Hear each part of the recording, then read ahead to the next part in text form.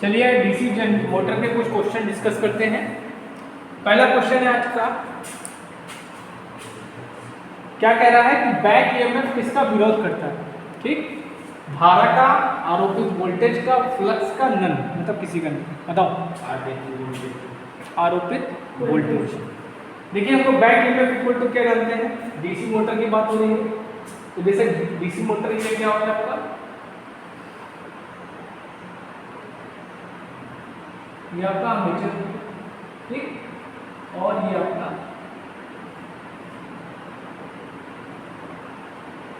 Plus minus, और ये voltage जो हम लोग दे रहे हैं। ठीक सर, और इससे आपकी आर्मेचर करंट आएगी। ठीक,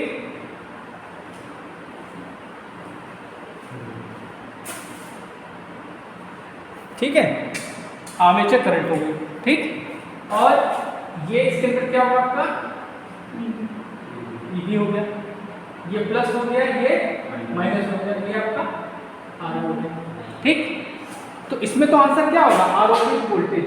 आरोपित वोल्टेज कैसे, अभी पहले इसका फॉर्मूला निकालते हैं फिर बताते हैं। ठीक, तो अगर इसका केवीएल लगा दें तो करंट का डायरेक्शन में क्या मान लीजिए, करंट आपकी यू फ्लो होगी, करंट आपकी यू फ्लो होगी। तो अगर हम निकालेंगे तो करंट यू जा रही है। ठीक, तो ये क्या हो जाएगा, v क्या हो जाएगा, माइनस का हो जाएगा। हमने क्या बताया कि करंट के डायरेक्शन को लेकर हम केवीएल लगाते हैं, तो करंट का डायरेक्शन ये है, तो करंट आपकी यू आ रही है, तो जब यहाँ एंटर करी तो माइनस है ना यहाँ टर्मिनल, तो यहाँ अब यहाँ पे एंटर जब कर रही है आर्मेचर में, तो यहाँ पे वोल्ट साइन क्या प्लस है, तो ईएमएफ इसमें क्या लेंगे, प्लस का लेंगे। और वोल्टेज ड्रॉप हमेशा किसमें लेते हैं, प्लस में। I A R A equal to क्या होगा, 0 हो गया। क्लियर है। अच्छा, तो यहाँ से अगर हम निकालें रिलेशन तो V इक्वल टू क्या हो जाएगा, E B plus I A R A. V equal to E B plus I A R A. ठीक, चलो खड़े हो, लेंज का नियम बताओ, लेंज का नियम बताओ। सर ऑप्शन नहीं, लेंज का नियम पूछ रहे हैं, ऑप्शन नहीं पूछ रहे हैं। तुम बताओ, तुम बताओ।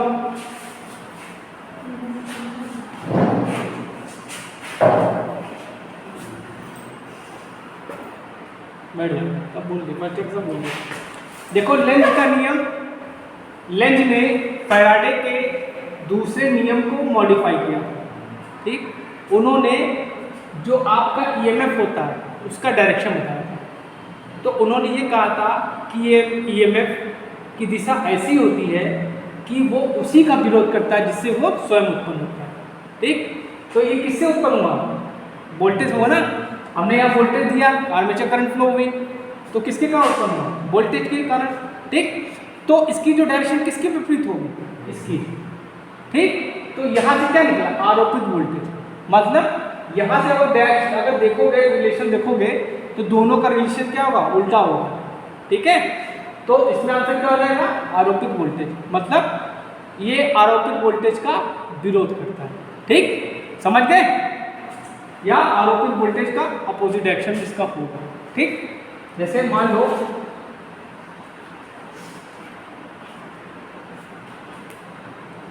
अब यहां से देख लो, अगर हम यू लें तो वोल्टेज का क्या, करंट ले, वोल्टेज क्या है, ये हमने ऐसे लिया है।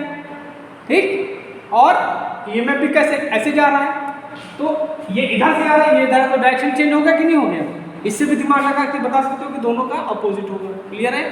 अच्छा, एक क्वेश्चन और पूछा जाता है, एक क्वेश्चन बेटा और पूछा जाता है कि इस बैक ईएमएफ को क्या कहते हैं, इस बैक ईएमएफ को हम लोग कहाँ कहते हैं। जैसे तुम्हारा नाम घर का सोनू होगा, इनका घर का नाम मोनू होगा, इनका घर का नाम पिंटू होगा, तो बैक ईएमएफ तो सारी दुनिया जानती है, लेकिन इसको हम किस और नाम से जानते हैं, तो इसका नाम है काउंटर ईएमएफ। क्या है, काउंटर ईएमएफ, इसको बोलते हैं काउंटर ईएमएफ। ठीक, अब देखो एक ही क्वेश्चन में सारा खत्म ईएमएफ का। ठीक, अच्छा, अगर आपसे पूछ ले कि इस ईएमएफ का फॉर्मूला क्या होता है, एक तो फॉर्मूला यहाँ से मिल जाएगा, एक फॉर्मूला और होता है, क्या होता है, EB इक्वल टू 5ZPN/60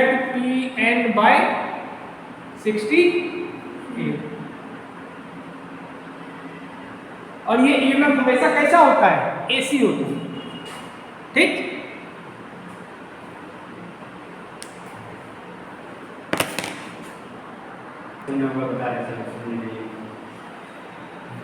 देखिए ये क्वेश्चन, देखिए ये क्वेश्चन कह रहा है स्टार्टिंग में ईबी का मान होगा।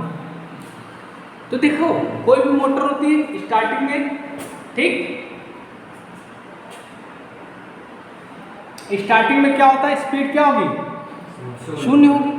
ठीक, स्टार्टिंग में। और ईएमएफ कब उत्पन्न होता है, ईएमएफ कब उत्पन्न होगा, जब मैग्नेटिक फील्ड को आपका आर्मेचर काटेगा।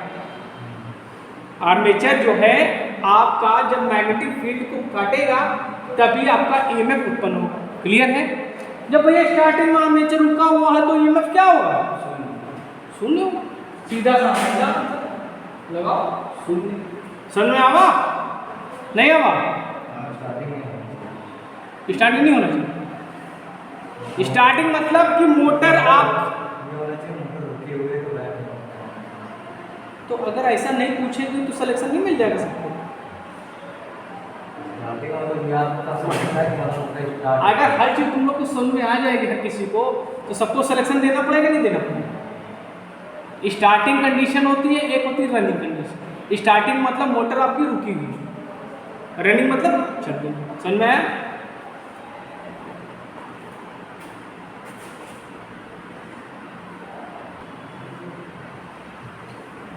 देखिए अगला क्वेश्चन कह रहा है कि आर्मेचर टायर का फॉर्मूला होता है T = 0.1595 ZIA into P/A। ठीक, T = 0.159 EB/N into IA। ठीक, T = 0.162 ZI P/A। और चौथा, तो गौरव के अकॉर्डिंग बोले हैं कि ये सही है और मेरे अकॉर्डिंग ये सही है, मेरे अकॉर्डिंग ये सही है। नोट करो।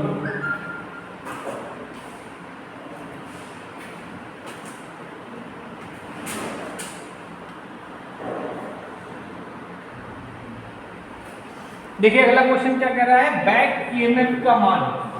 बैक ईएमएफ का मान किसके ऊपर निर्भर करता है, नंबर ऑफ पोल्स, स्पीड मतलब आर्मेचर की स्पीड, फ्लक्स, सभी।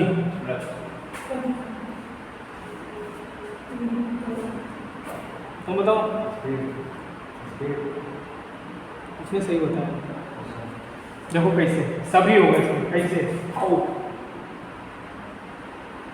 हम लोग ईएमएफ का फॉर्मूला क्या होता है, EB = 5ZPN/,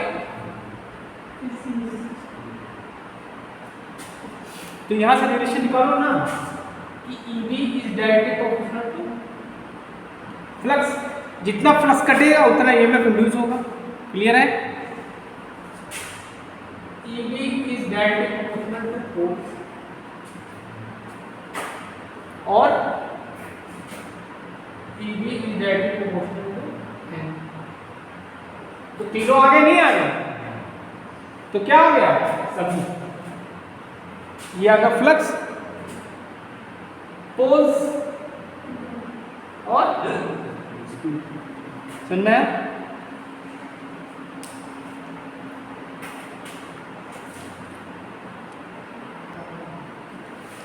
अब देखिए अगला क्वेश्चन क्या कर रहे हैं, किसी शंट मोटर के लिए चाल का सूत्र है।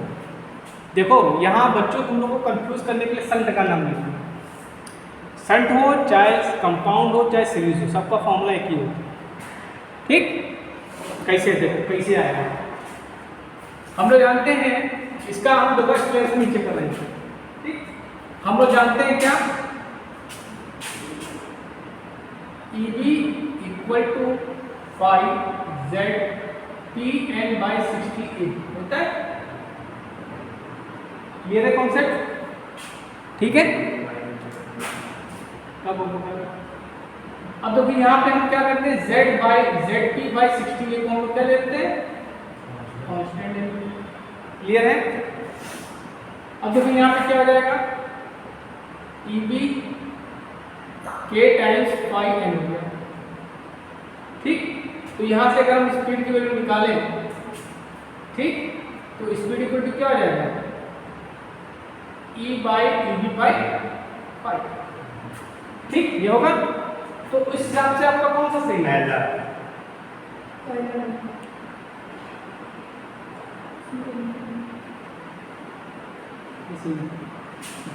जब के को हटाओगे तभी तो बराबर का हटाओगे। तो सर इक्वल्स में आपका सर ये इसको क्या कहते हैं जो सर बीच में लगाएंगे आपने?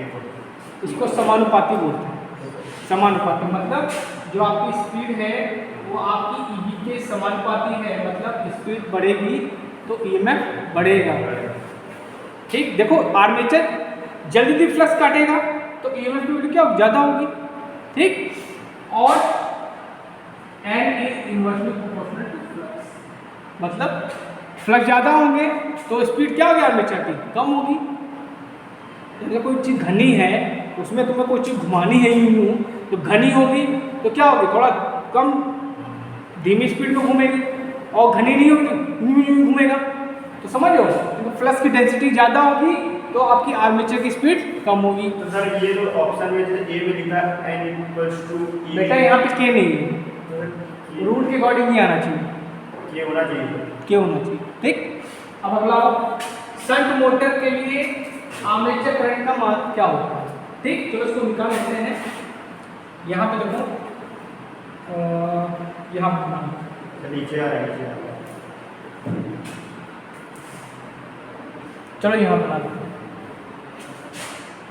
शंट के लिए हमें निकालना है, तो देखो हमने एक इक्वेशन भी बताया था तुम लोग को, क्या बताया था, क्या बताया था, V equal to EB plus IARA बताया था। इससे तो EMF की हमने डायरेक्शन को एक्सप्लेन किया था। तो यहाँ से EB को धर ले, तो क्या हो जाएगा, V minus EB equal to IA RA। Clear है? तो RA IA इक्वल टू क्या रहेगा, V माइनस मिल गया। तो ये आपका पहला आंसर सही।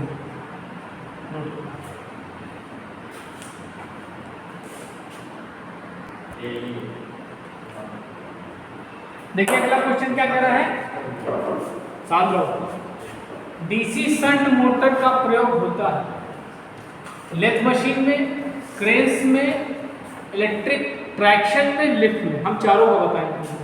ठीक है, देखो लेथ मशीन में आपकी कौन सी मोटर आएगी, शंट मोटर। कौन सी आएगी,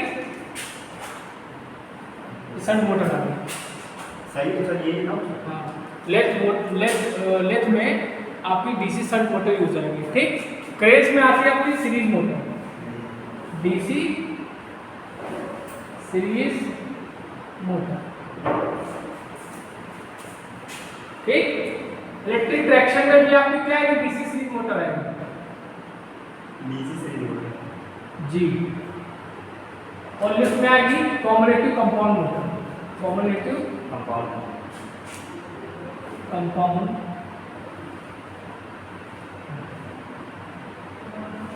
ठीक, चलिए अगला क्वेश्चन देखते हैं। क्या कह रहा है, डीसी शंट मोटर में। ठीक, पहले शंट मोटर बना लेते हैं। ये आपकी शंट मोटर, इसका सर ये लग रहा है IM equals to IA minus तो यार जो बता रहे हैं बेटा, परेशान हो, हमको पता तुमको आता है। शंट मतलब कि आर्मेचर के साथ जब हम फील्ड वाइंडिंग को समांतर में लगा दें तो शंट कहलाता है। ठीक, प्लस माइनस ये आपका वोल्टेज। क्लियर है? ऑप्शन क्या दिया है, IL equal to IA plus ISH, IL equal to IA minus ISH, और तीसरा दी है IA इंटू ISH। ठीक, तो देखिए क्या होगा इसमें, यहाँ पे आपको कौन सी करंट आएगी, लोड करंट आएगी, IL आएगी, और ये दो भागों में बढ़ जाएगी। एक होगी आपकी ISH और एक होगी आपकी IA। तो यहाँ पे कैलकुलेशन करता है IL equal to IA plus ISH, निकला। तो ये आपका ऑप्शन पहला सही है। क्लियर है? अब अगला क्वेश्चन, डीसी शंट मोटर को भी कहा जाता है, ठीक, constant flux motor, variable voltage motor, ठीक, कांस्टेंट वोल्टेज मोटर, ठीक। तो देखिए डीसी शंट मोटर में क्या होता है, जो फ्लक्स होता है वो कांस्टेंट होता है, इसलिए इसको क्या कहेंगे, कांस्टेंट फ्लक्स मोटर, ठीक। तो आज के लिए इतने क्वेश्चन बहुत हैं।